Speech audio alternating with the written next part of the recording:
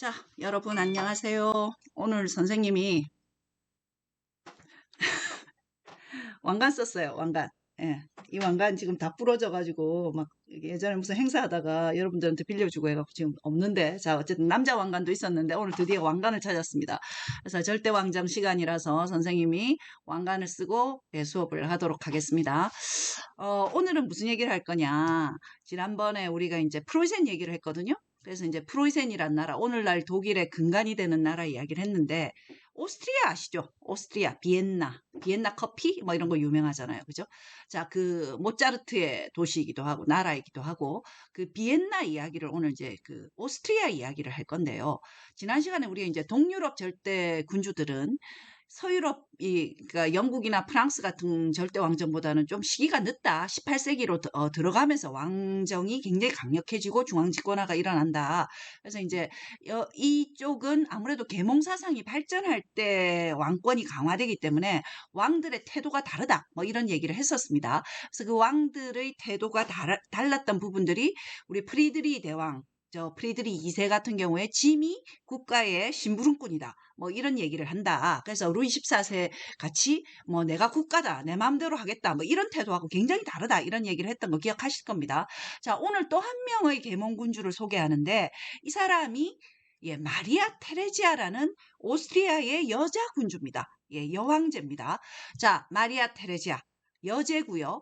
1740년에 왕이 됩니다. 자기 아버지가 카를 6세라는 인물인데, 이 카를 6세가 죽기 직전에 아들이 없었어요. 아들이 죽었던가 그래요. 하여튼 그래서 이제 딸에게 결국은 왕통을 물려야 되는 상황인데, 독일은 영국하고는 좀 다르게 굉장히 보수적인 국가거든요.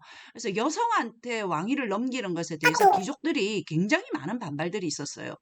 자, 그래서 이제 왕이 미리 죽기 전에 굉장히 많은 사전 작업을 해놓은 것이 이제 국사조칙이라 그래서, 어떤 미리 사전 작업으로 법률도 많이 고치고 해서 이걸 그 지금 신성 로마 제국은 공국들이잖아요. 그래서 그 공국들에게 미리 다 막 이렇게 알려주고, 각 외교적인 어떤 노력을 해가지고 우리 딸이 이제 왕위를 계승하는 것이 별 법적으로 문제가 안 되도록 미리 양해를 구하는 작업들을 아버지가 미리 했어요.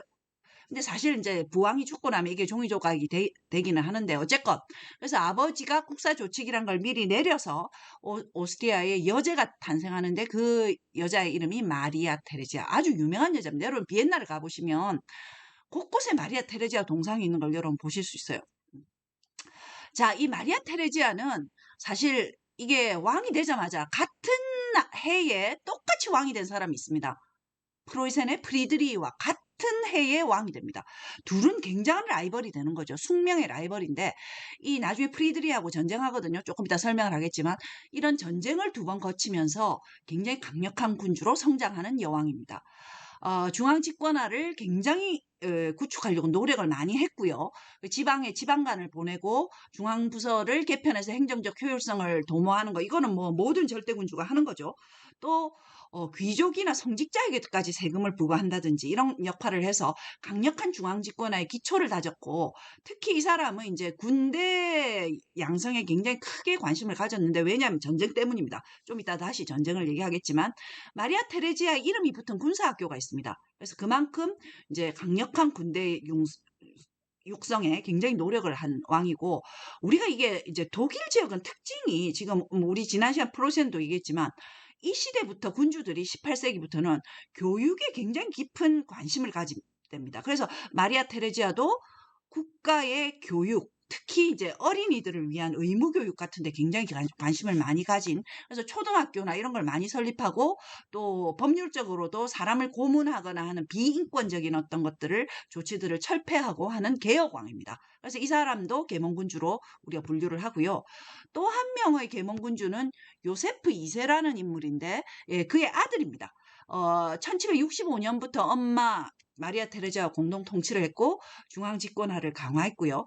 심지어 이 사람 굉장히 개혁주의자였기 때문에 요세프주의라는 이름이 붙여질 정도로 여러 가지 개혁을 했습니다. 농노제 폐지 선언이라든지 뭐 독일어를 공용어로 만든 요세프 2세의 정책이기도 했고, 언론 검열을 폐지하고 신앙의 자유를 부여하고, 뭐 심지어 유대인들한테까지 시민권을 부여하는 아주 개혁주의적인 성향을 가진 왕으로 유명합니다. 그래서 우리가 이제 프로이센에 프리드리 2세가 있었다면 어, 오스트리아에는 마리아 테레지아와 요세프 2세가 있었다 할 정도로 이 동유럽의 절대 군주들은 다 개혁 군주들, 계몽군주들이라고 우리가 볼 수가 있는 거죠.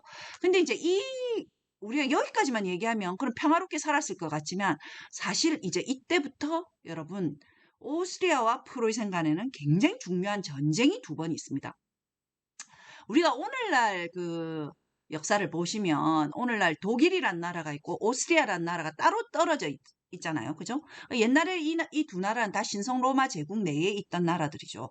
원래 신성 로마 제국 내에서 훨씬 강했던 게 오스트리아입니다. 오스트리아는 전통적으로 우리가 루터 때부터 여러분 보셨지만 오스트리아의 합스부르크 가문이 신성 로마 제국 황제를 줄이어서 했거든요. 그래서 이쪽 지역의 맹주는 굉장히 오래된 맹주는 오스트리아예요.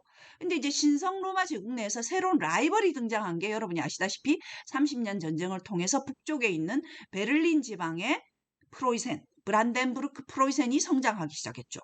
그래서 오스트리아는 전통적인 굉장히 강대국이고 프로이센은 신생 강대국으로서 이제 오스트리아와 힘겨루기를 할 거란 말입니다. 자, 거기서 굉장히 중요한 전쟁이 두 번 생깁니다. 자, 이 전쟁은 누가 했느냐? 아까 얘기한 1740년에 공통적으로 왕이 됐던 두 명의 왕, 마리아 테레지아와 프로이센의 프리드리 2세가 결국 한판 붙습니다. 자, 두 판 붙어요, 사실은. 그래서 한 번 먼저 일어나는 전쟁을 우리는 오스트리아 왕위 계승 전쟁 이렇게 부르고 이 전쟁은 1740년에 마리아 테레지아가 왕위를 계승하자마자 일어납니다. 오스트리아에서는 아까 얘기했지만 카를 6세가 왕자가 없어가지고 아까 얘기했던 여성인 마리아 테레지아를 왕에 올렸다 그랬잖아요. 근데 이 여자가 왕이 된다는 거에 대해서 아까 얘기한 대로 독일의 신성 로마 제국 내의 여러 공국들은 이걸 마땅치 않게 생각을 했다고요. 자, 이런데 아까 그 왕은 아버지 왕은 카를 6세는 그 딸의 왕위 계승이 안전하도록 굉장히 많은 노력을 통해서 왕의 그 딸이 왕위 계승하는데 문제가 없도록 미리 많은 역할을 했는데 아버지가 죽자마자 이건 별로 그동안 노력은 물거품으로 돌아가요. 그래서 이 국사조칙이라는 자기가 어떤 굉장히 중요한 법안을 만들어서 승인을 받았음에도 불구하고 오스트리아 안팎에서는 마리아 테레지아의 왕위 계승이 잘못됐다는 여론이 막 형성되는 거죠. 자, 이것은 왜냐하면 앞에 이미 여러분 사실 18세기 초에 유럽에 굉장히 유명한 왕위 계승 전쟁이 한 번 있었습니다. 스페인 왕위 계승 전쟁이라고 스페인의 왕통이 끊기면서 프랑스가 그쪽에 왕통 그 다 친척들이니까 그 혈통으로 그래서 그 왕통을 주장하면서 굉장히 큰 전쟁이 벌어지거든요. 그래서 유럽에서는 이 시기에 어떤 특정의 나라가 전 유럽을 제패하는 일을 막으려고 굉장히 그걸 우리가 이제 세력 균형이라고 그러는데 힘의 균형을 유지하려고 굉장히 노력하는 시기이거든요. 근데 이제 그래서 이 시기에 카를 6세가 죽고 오스트리아의 왕위 계승을 여성이 했을 때 많은 국가들이 거기에 막 달려들어서 오스트리아를 뜯어먹으려고 굉장히 노력하는 상황이 벌어진 거죠. 약화되는 틈을 타서.